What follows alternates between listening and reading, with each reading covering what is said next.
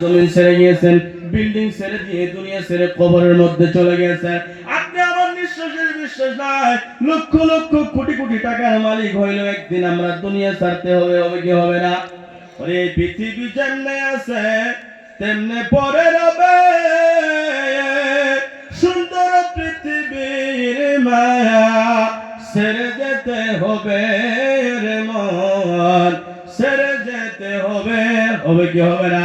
আজকে ইন্টারনেটের যুগ, অনেক জায়গার মধ্যে দেখা যাইতে আছে বাবা, বাবা মরে গেছে, বাবা খাটের উপরে শুয়ে আছে, দুই ভাইয়ের ভিতরে ঝগড়া লাগা গেছে, মাটি আমায় কয় বিঘা দিবি, তুই কয় বিঘা নিবি, এইটা বাবা থাকতে ফয়সালা কর, নয়তো বাবাকে দাফন করতে দেওয়া যাবে না।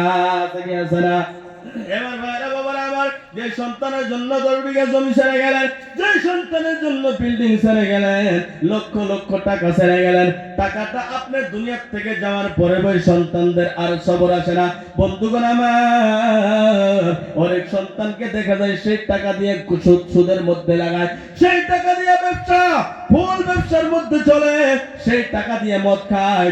বাবা যখন দৌলত চাইরা দেয়, সন্তানের তো গায়ে বাজে না, সেই টাকা দিয়ে মদ খায়, সেই টাকা দিয়ে গুনার কাজের ভিতরে ইনভেস্ট করে। আমার বন্ধুগণ, মসজিদ মাদ্রাসার মধ্যে যে টাকাটা আপনি দিয়ে যাইতে আছেন সদকায়ে জারিয়া হিসেবে, কিয়ামত পর্যন্ত কায়েম থাকবে।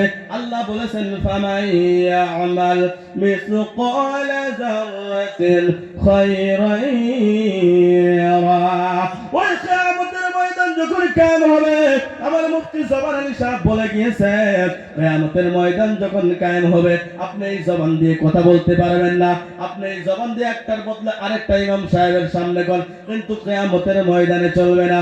আল ইয়াউমা নাখতিমু আলা আফওয়াহিহিম, কিয়ামতের ময়দানে জবান বন্ধ হয়ে যাবে। এই হাত আপনার কথা কবে আল্লাহর দরবারে, এই হাতের দ্বারাই কত গুনাহ করেছেন, কত জায়গার মধ্যে অপরাধ আপনি করেছেন, এই পায়ে আপনার জবাব দিবে। এই পায়ের দ্বারাই কত আপনি জবাব দিয়েছেন, কত জায়গার ভিতরে আপনি গুনাহ করেছেন, ভুল কর্মের ভিতরে কত আপনি গিয়েছেন। আমার বন্ধুগণ, এই কথাটা দ্বারা বুঝাইতে চাই রে বাবা, এই হাতের দ্বারা যদি আমরা মসজিদে একটা টিন দেই, কিয়ামতের ময়দানে এই হাতে বলবে কি বলবে না?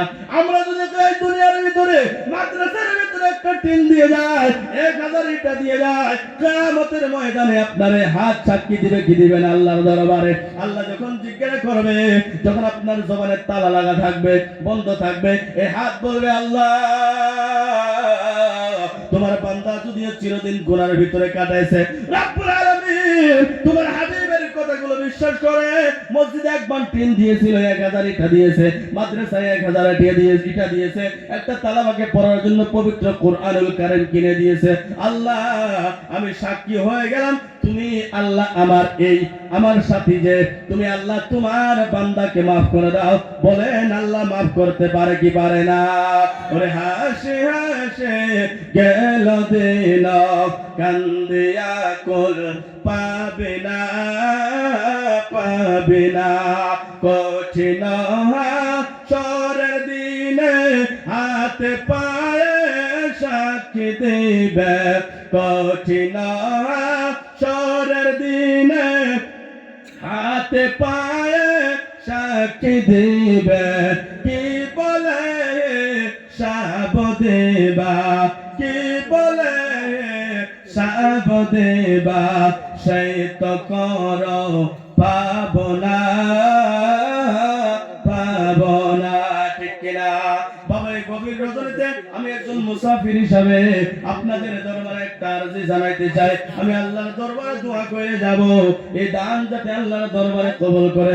কিয়ামতের ময়দানে বাবা মা যারা কবরে গেছে গো, আল্লাহ রাব্বুল আলামিন যেন নবীজির ওসিলায়, দানের ওসিলায় আল্লাহ যেন কিয়ামতের ময়দানে কবরে বাবা মাকে শান্তি আল্লাহ দান করে, সকলে বলে আমিন। একটু বাবা মার দিকে লক্ষ্য করে সামনে বছর জলসার জন্য একটা গরু কে দিতে পারবেন? প্রথম একজন ধনী মানুষ আল্লাহর দরবারে আমি দেখতে চাই। লম্বা ওয়াজ করবো না বাবা, কান্দা কাটিও না।